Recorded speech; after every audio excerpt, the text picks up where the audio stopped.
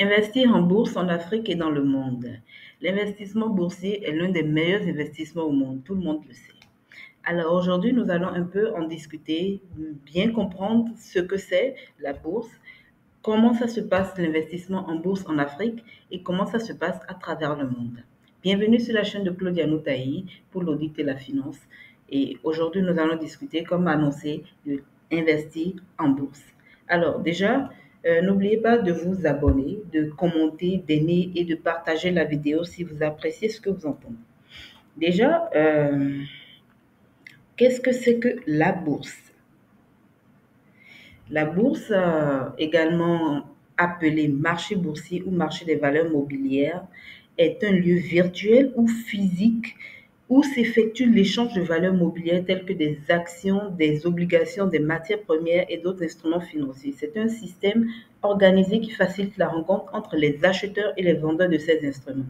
Alors, comme vous le savez, à contrario des valeurs immobilières, qui sont les immobilisations, les bâtiments, les appartements et tout le reste, les valeurs mobilières sont des valeurs qui ne sont pas figées quelque part, mais qui fluctuent à travers le temps et qui peuvent être échangées sur des marchés financiers, comme les actions, comme les obligations, comme un titre défini.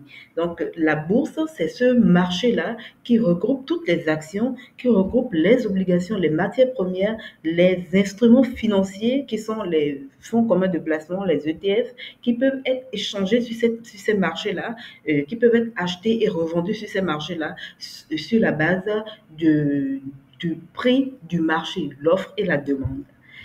Alors, on va avancer par rapport à cette petite explication-là. Quels sont les principaux instruments de la bourse?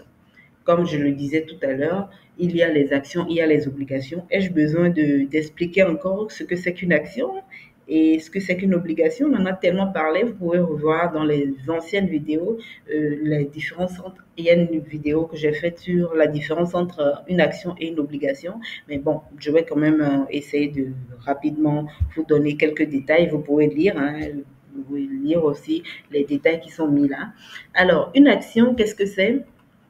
L'action, euh, c'est une partie d'une entreprise. C'est la valeur, c'est une partie, une valeur de l'entreprise, d'une entreprise qui est cotée en bourse et qui propose ses titres à des personnes, à des individus ou à des entreprises ou à des institutions pour investir dedans. Plus vous investissez, plus sa valeur en bourse augmente et plus euh, euh, sa valeur financière aussi accroît. Moins on investit dans cette entreprise-là, moins la valeur de l'entreprise aussi évolue en bourse et moins sa valeur aussi, moins sa valeur croît et peut-être elle peut avoir une valeur totalement insignifiante sur la place boursière. De la contrario, les obligations, ce sont des titres de créances, c'est des prêts que vous faites à des gouvernements ou à des entreprises ou à des entités des fonds de placement qui, pour leur permettre de faire des opérations et c'est fait sur une période donnée, ça peut être fait sur 5 ans, sur 7 ans, mais c'est un minimum de 5 ans.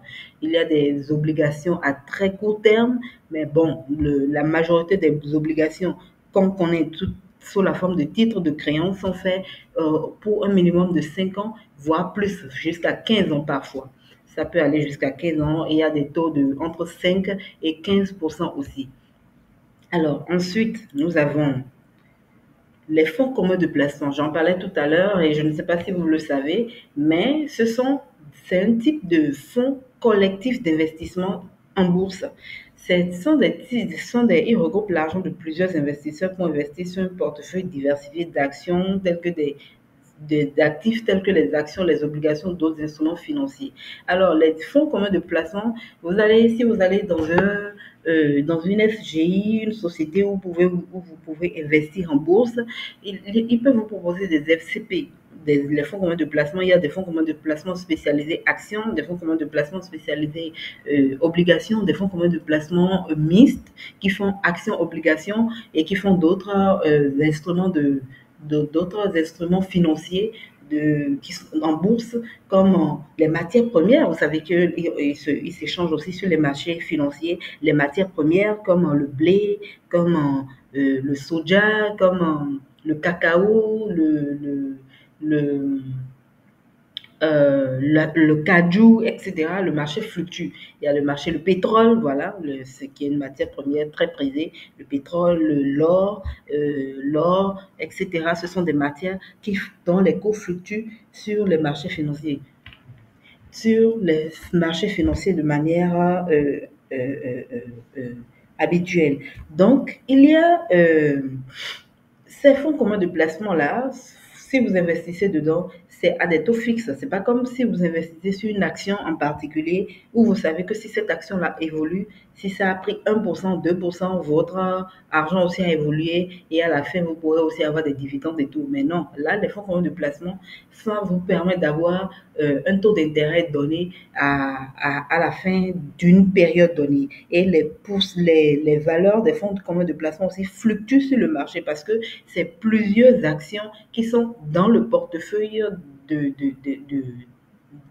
si c'est un FCP action, par exemple, c'est plusieurs actions dedans. Et compte tenu de la fluctuation des différentes actions qu'il y a dans le portefeuille, le taux aussi de rémunération de ce portefeuille-là évolue. Compte tenu des taux d'évolution des obligations aussi, les obligations, ça n'évolue pas trop et c'est pas forcément un taux très élevé en général. Les FCP obligations tournent autour de 5%, 6%, parce que les taux d'obligations eux-mêmes ne sont pas très élevés. Et comme c'est fixe, quand vous allez faire un prêt à la banque, on ne vous donne pas un taux aujourd'hui et demain ça change. Non, le taux est fixe, donc le taux n'évolue pas réellement. Donc vous allez avoir des taux assez fixes qui n'évoluent pas trop, mais vous allez pouvoir être rémunéré correctement sur votre investissement. De la même manière, si vous prenez un FCP mixte, par exemple, qui fait actions et obligations, il y a les obligations qui seront fixes, les actions qui vont fluctuer, et c'est la moyenne de tout ça là qui va définir le taux de rémunération de ce FCP-là. C'est un actif aussi très, très intéressant qui vous met un petit peu plus à l'abri par rapport aux investissements qui peuvent être risqués si vous choisissez une mauvaise action par exemple sur le marché financier, ne sachant pas forcément sur quoi investir et comment analyser les tableaux de la bourse. Alors, ensuite, il y a les matières premières. Comme je le disais tout à l'heure, il y a les matières premières sur lesquelles on peut investir, comme l'or, le pétrole, le blé et tout le reste. Il y a, vous le savez très bien, et vous pouvez consulter leurs cours et leur évolution en ligne, sur Google ou sur des marchés boursiers. Vous avez les fluctuations tous les jours. Vous pouvez savoir la cotation et comment faire pour évoluer sur tout ça. Alors, ensuite, il y a les ETF, Exchange Trade Fund, les fonds d'échange commerciaux. Ce sont des fonds d'échange commerciaux, des fonds d'investissement négociés en bourse, des fonds d'investissement négociés. Ces fonds d'investissement, ils regroupent des paniers d'actions, d'obligations aussi, comme les fonds communs de placement, à la différence que eux, ils fluctuent sur les marchés financiers comme les actions. C'est des paniers d'actions c'est des paniers d'actions, c'est des paniers d'obligations, mais eux, ils fluctuent tous les jours sur la bourse, à contrario des fonds communs de placement qui voient l'évolution des actions qui sont dans leur portefeuille à la fin de la journée pour pouvoir évaluer le taux final du FCP. Les ETF, eux, par contre, ils évoluent par rapport au portefeuille d'actions globales qu'ils gardent, qu'ils ont, et ils fluctuent tous les jours par rapport et compte tenu des actions, de la somme totale des actions qui fluctuent au quotidien, eux aussi sont en train de fluctuer avec eux. C'est de ça qu'il s'agit. Ils peuvent être aussi très, très intéressants de prendre un ETF. En général, si on parle des ETF, il y a le CAC 40. Globalement, toutes les actions du CAC 40, au lieu d'aller investir directement sur le CAC 40, vous allez pouvoir investir sur un ETF sur une action particulière de CAC 40 des grosses entreprises françaises, vous allez pouvoir investir uniquement sur un ETF CAC 40. Et là, vous allez profiter du taux de rémunération globale que le CAC 40 a enregistré, le taux d'évolution globale que le CAC 40 a enregistré à la fin d'une période donnée. C'est très, très intéressant comme actif, mais il faut savoir que les ETF n'existent pas sur le marché de la BRVM, par exemple en Afrique de l'Ouest, mais ils existent sur la plupart des marchés européens, américains, asiatiques, etc., et même sur d'autres plateformes africaines. Je pense que la bourse du Nigeria, du Ghana et tout ça ont des ETF, mais ici, dans la zone de la BRVM en Afrique de l'Ouest, elles n'existent pas. C'est très bon à savoir. Alors, les principaux objectifs de la bourse, il faut savoir que la bourse, ce sont des sociétés qui viennent déposer leurs actions, qui vont proposer leurs actions à la vente aux particuliers. Donc, elle permet la levée de fonds. Ça permet aux entreprises d'enquérir des fonds pour les obligations. Ça permet aux États ou bien à des entreprises de pouvoir obtenir des crédits pour leur financer leurs activités, financer leur croissance et tout le reste. Et alors, ça permet aussi de fournir une liquidité puisque l'entreprise est cotée en bourse. On peut prendre, vous connaissez le cas de Elon Musk qui prend une partie de ses actions, il vend rapidement. S'il a envie de financer quelque chose, il vend rapidement et pour financer ses gros projets. C'est la même chose pour les grandes entreprises. Lorsque l'entreprise prend de la valeur et qu'elle a un gros paquet de fonds qui est investi en bourse, ça lui permet de pouvoir financer ses activités.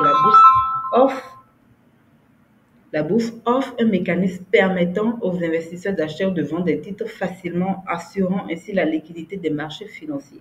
Alors, la bourse aussi permet de fixer les prix. Vous savez, tous les jours, il y a des gens qui viennent acheter, il y a d'autres personnes aussi qui viennent acheter les valeurs mobilières qui sont sur ce marché-là, ce qui permet de fixer le marché au taux moyen entre l'offre et la demande.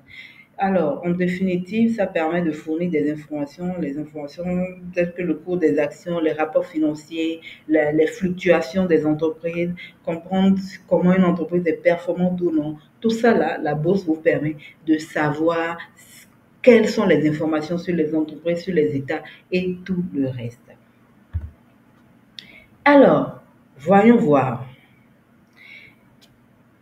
Nous allons voir rapidement l'investissement en bourse en Afrique 2023.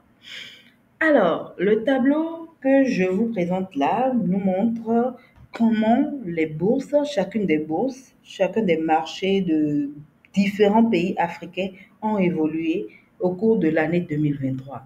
Et on peut être très très fier de nous, à l'exception du Kenya, de la Mauritanie, du, de la Tanzanie et de l'Ouganda qui n'ont pas eu des résultats positifs. Tous les pays ont eu des résultats extrêmement positifs. Vous allez vous remarquer, par exemple, le Zimbabwe a même fait un pourcentage de 900%, mais là, un taux de 900%, je pense que ça doit être une entreprise, ça doit être une bourse qui vient d'ouvrir, ça doit pas être très ancien, ça doit être une bourse qui vient de démarrer il y a un an ou deux, et les gens ont commencé par courir des yeux pour, et ça a donné ce résultat-là. C'est tellement ce qui fait qu'on a un résultat aussi exponentiel. Mais dans tous les cas, quand on prend une bourse comme celle du Nigeria qui fait quand même 45% d'évolution en un an, ce n'est pas négligeable. La bourse du Ghana qui fait 28%, l'Égypte, un très grand pays aussi, qui fait 10% de, de résultats en un an. Mais il faut remarquer que c'est des marchés locaux. Ça voudra dire qu'il faudra aller directement sur ces marchés-là, investir dans des SGI, dans des sociétés d'investissement, mais dans des banques, là-bas directement dans chacun de ces pays-là, et créer des comptes en bourse dans chacun de ces pays-là pour pouvoir profiter de cette croissance-là. Parce que si vous allez vous êtes en France, vous êtes aux États-Unis, vous allez voir en USD, en euros par exemple, les marchés n'ont pas si tant accru, ils ne se sont pas autant améliorés. Par exemple, le marché du Nigeria a même décru à 27%, 29%, parce que les ETF de marché nigérians que eux, ils vont vous proposer peut-être, ne vont pas comporter toute tout le marché, toute la bourse nigériane globalement. Et c'est le résultat que vous aurez probablement. C'est ça qui est dans ce côté-là. Alors, localement, vous avez la bourse de façon globale, comment elle fonctionne.